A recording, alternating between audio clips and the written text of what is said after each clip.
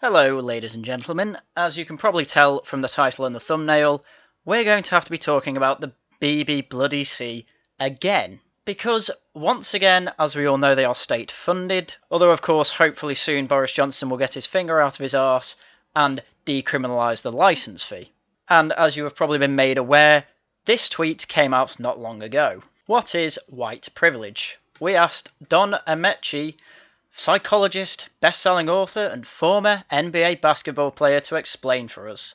Well, why don't we have a listen? We've been engaged in a global conversation about race and racism. Yes, it's non-bloody stop and I want it to end.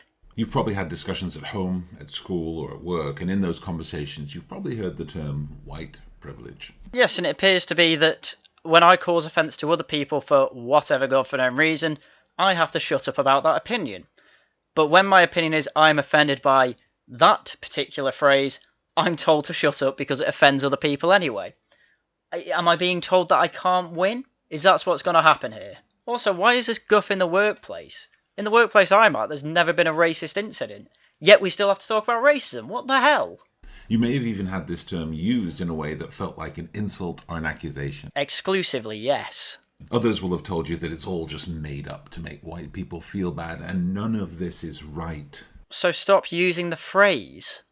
Privilege is a hard concept for people to understand because normally when we talk of privilege, we imagine immediate, unearned riches and tangible benefits for anyone who has it. Well, that's what communists actively tell me, yes.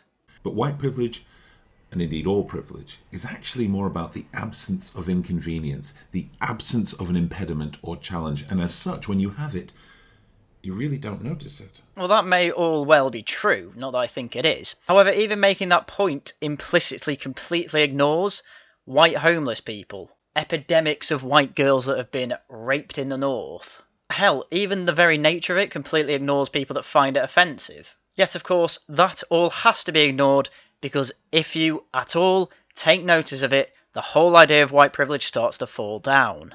But when it's absent, it affects everything you do. There are lots of types of privilege out there. The privilege of being born into a wealthy family versus a poor family is kind of obvious. Yeah, if you're a wealthy family, you're a lot more likely to lose all your money, and if you're a poor family, you're more than likely going to make some. But of course, we are just talking about immediate wealth, aren't we? I just want to point out that he's being incredibly contradictory already, and we're barely a minute into the video. But then there's the privilege of being able-bodied versus having or acquiring a disability that most of us take for granted. See, these type of things are really retarded, because he's essentially conflated white people with being able-bodied and rich, which, if you've had any sort of interaction with mankind, you will know that all types of different shades of colour come with different abilities, come with different wealth. Basically, you have to look at the individual. And I'm sorry, but I'm afraid I don't think being black means that you're automatically poor or conflatable with someone with a disability. I'm afraid. But then again, maybe I'm strawmanning you. Let's see what you have to say. I have two very close friends who are wheelchair users, and I'll be honest, when I first met them, I was completely ignorant about the everyday ways their lives are made harder through no fault of their own. Some of these ways are simply thoughtless, but some of them are just the way we live, just the way we build infrastructure, just the way everything works. That just makes their life harder than mine. Yes, life does indeed suck for those in wheelchairs and those with different disabilities or whatever. How you can conflate that with being black and white in the modern world is beyond me, especially conflating being white with being the rich and able-bodied and being black or any other colour as being the other way. If we look at stats in the United Kingdom, as Christopher Snowden did, you will see that in the article he has written called Lost Boys, you will find that being white and working class means that you are generally left behind and the system is working against you. But again, they take notice of this, their whole worldview falls down around them. Link to that article in the description, by the way. For now, let's get back to being educated. That's just one of the ways that I'm privileged, and understanding that, embracing that, doesn't make me a bad person. Wait, so as long as you just embrace your privilege, you're not a bad person? Then why is the phrase exclusively used to try and make white people feel bad? If I embrace my white privilege, am I all of a sudden not bad? No, that's obviously bollocks. So stop giving me this double standard. Just because someone's disabled and you're not disabled, and you, yes, maybe have some kind of privilege for that, fine. And if you embrace that and then that makes you a good person, fine. But you have to have that standard to white privilege, assuming it even exists. But ignoring it raises the chance that my friends will be excluded in ways that are not obvious to me, and as their friend, I can't allow that. Yeah, so obviously it's up to the wheelchair user to let you know in ways that they can't do things that you may not have realised. Yeah, that's all well and good and that's fine. The problem I have with the whole white versus black privilege type thing is that whenever I'm told that it's white privilege's fault, it's always a systemic issue. It just begs the question from me, what am I supposed to do about that? And then it kind of just goes, oh, I don't know, and then it just falls to bits. Like, oh, fight the system. No. I'm embracing my white privilege. If I fought the system, I wouldn't be embracing that and I'd be a bad person according to you. There's a good chance, as a white person watching this, your life is already hard. Every day you have to overcome some difficulty or challenge just to get by, but you can still have white privilege. You hear that, white working class boys? You deserve to be at the bottom of the pile because you're white. You hear that, white homeless people in Manchester or wherever? You deserve what you get because you still have white privilege, my dude. Unbelievable. It's just like, I mean, honestly, if we're talking about privilege, this is intellectual privilege right here. He has no idea what it's actually like for the people who work from day to day. He's in his ivory tower, he's been a basketball player, he's now a psychologist. He has just been surrounded by yes men his entire life. He has no idea what his ideas are like when they come under scrutiny. Total privilege, and he's completely ignorant to it. But he embraces it, so he's a good person. White privilege doesn't mean you haven't worked hard or you don't deserve the success you've had. It doesn't mean that your life isn't hard or that you've never suffered. It simply means that your skin colour has not been the cause of your hardship or suffering. I couldn't apply for jobs at the BBC because I'm white. Try again, sucker.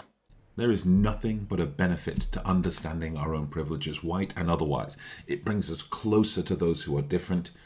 It helps us be vigilant about the ways we treat others different than us. It helps us make a society that is fairer and more equal. Classic Mott and Bailey tactic. He goes the whole video basically saying, oh, you can help by making, your wheelchaired friends have an easier time going around by, going a route without stairs. These are tangible things to look at, and he could have given examples, but he didn't because he's waffling. But then it comes to the whole thing of, oh, this is just about having a fairer and more equal society. Which, don't get me wrong, I'm completely for equality under the law, no matter your skin colour, no matter your genitals, no matter what. But the thing is here, is that he's taken a really obvious thing, like disabilities, gone on to explain that, and then tried to apply the same thing between white and black people, trying to infer that it's only white people that are the able-bodied types. And it's just completely wrong. And he's just like, oh, we're just trying to make a fairer society. And no one's going to say, yeah, I don't want a fair society. Of course, what fair means is different to most people, but the majority of normies are going to say equality under the law is A-OK. And that's his mot here. That's the thing that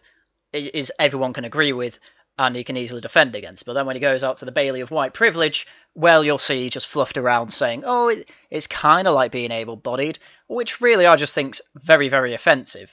To black people, by the way. You're basically calling them disabled. I don't agree. Having white privilege doesn't make your life easy, but understanding it can help you realise why some people's lives are harder than they should be. Yes, at least black people can freely apply to the BBC and get their job without worrying about their skin colour.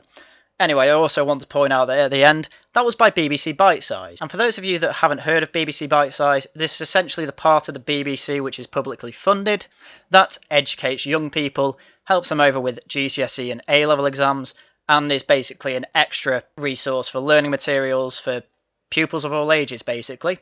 And this was sent out by them in a tweet, basically trying to say, look, white privilege is real. I mean, it's pure indoctrination, and I basically find it disgusting. As I've always said, defund the BBC.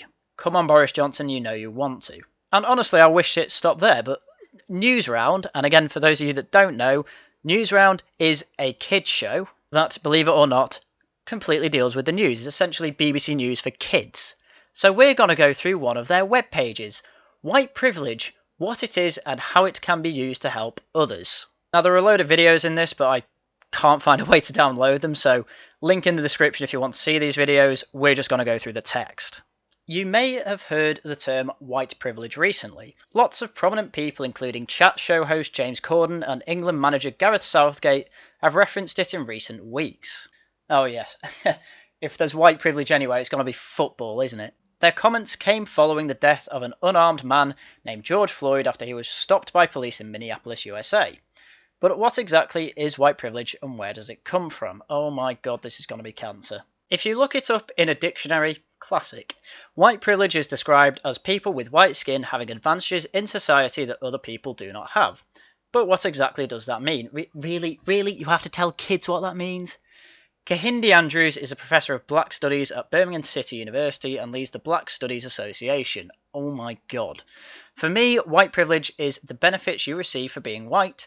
If you are an ethnic minority, there are certain disadvantages you have. For example, it's a fact that you are more likely to be unemployed. Yeah, that's not necessarily from being in a disadvantage. That, could be for many reasons and many of them self-inflicted. You are using far too many assumptions. I thought you were supposed to be a professor. White privilege is not having to deal with racism. Okay. According to the most recent government figures, over 6% of the people who are unemployed in the UK are non-white. That's compared to 3.6% of the white population. Well, I don't know, man. There's lots of reasons that could be about, but racism I do not think is one of them. Every single company you look at is pushing for diversity. So believe it or not, you actually have an advantage if you are non-white, and as I said before, I'm white, I couldn't apply to the BBC. And luckily the BBC are explaining why I deserve that. Courtney Ahan, I do not know how to say that, I'm afraid, is a Korean-American designer from Portland in the USA. Oh dear God. Her guide to white privilege attracted over 719,000 likes on the social media site Instagram. Yes, well that's just normie central, isn't it? She told Newsround that white privilege doesn't mean or suggest that you've had an easy life. Yeah, they keep saying that, but they keep using it in a way that makes it out like we've had easy lives. It doesn't mean you haven't earned your successes, but it does mean that your life hasn't been harder because of the colour of your skin, she said. See, these people are just repeating what each other have said.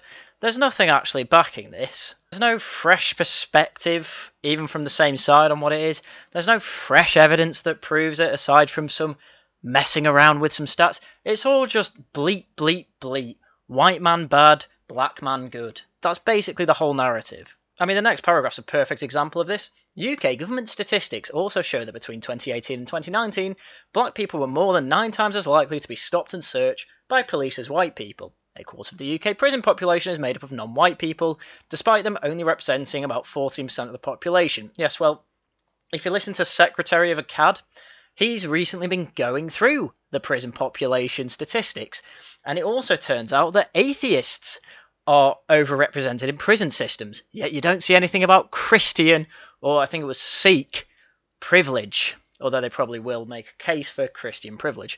The campaign group Rerouted is working to get black history taught in all schools. Yes, and thank God that the UK managed to stop them doing anything nasty like that. One of the group's members, Samuel, said that his race affects how he is seen by others, including law enforcement. If you were to ask my friends to describe me, they'd probably say that I'm funny, kind and gentle. Yes, but the UK police aren't your friends, they are there to protect your rights. But from the age of 10, people that didn't know me would assume I'm dangerous. I remember going to the shops as a 10-year-old and having security guards following me around and searching my bags before I left. It was because I'm black, he added. Well, I mean, you can't necessarily know that. This is an anecdote, so not strong evidence anyway. But I can already think of multiple ways it could be thought out differently. So maybe they have a problem with 10-year-olds going in and robbing the store.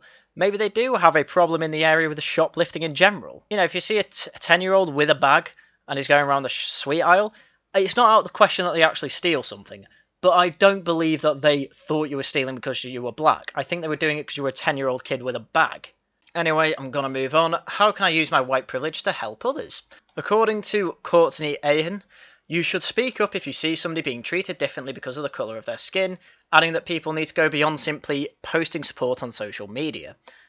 Oh my god, they're actually going against virtue signalling. That's the only reason you've got anywhere in life, you idiot. She encourages people to raise money for causes that promote non-white people and wants grown-ups to vote for people in politics who support non-white people's progression. Great. Professor Andrews points out that you shouldn't feel bad if you're white. Don't take it personally. You can use it to your advantage because there are certain things that white people can do that black people can't get away with. Can I have an example, please? UK government statistics also show that between 2018 and 19, black people were more than 5 times as likely to have force used against them by police as white people. Yes, but I'm sure those statistics will also show that black people will use force against police officers 5 times more likely than non-white people are. Having white privilege means that you should speak out about things and use your voice to challenge racism, Andrews added. Samuel from Black Education Campaign Group Rerouted thinks this is all about taking small steps. If every person was to go out and teach one other person about what they'd like to learn about white privilege, then we'd be one step closer to having an equal world.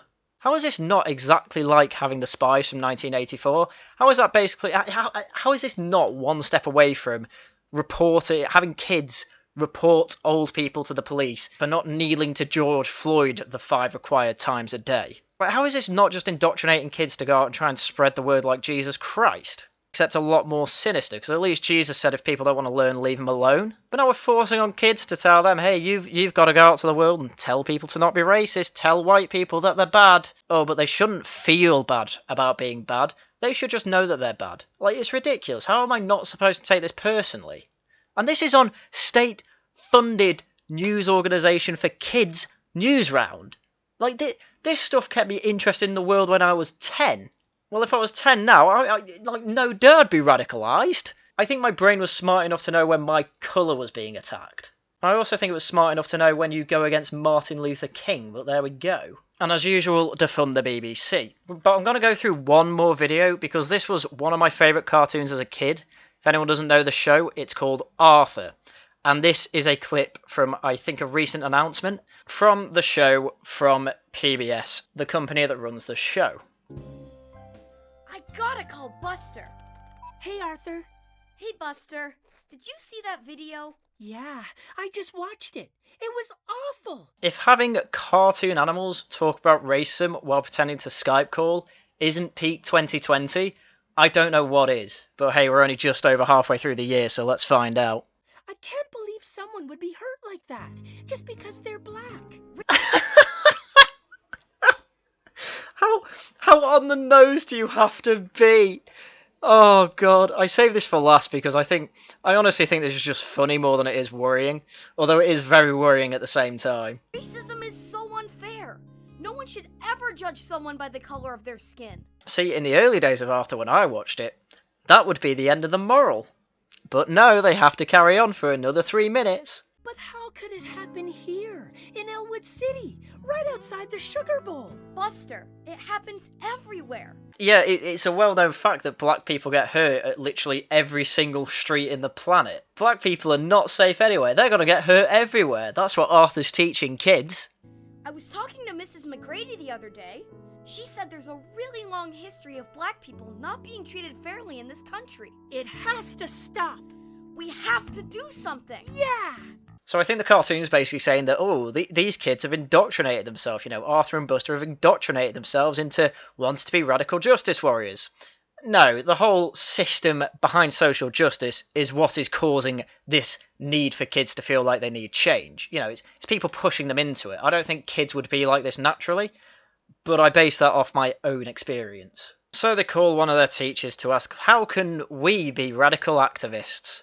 Because again, these kids are, they put themselves in this position apparently. So it's not the fact that they've been given a very one-sided and single-lens view of American history. Hello, boys.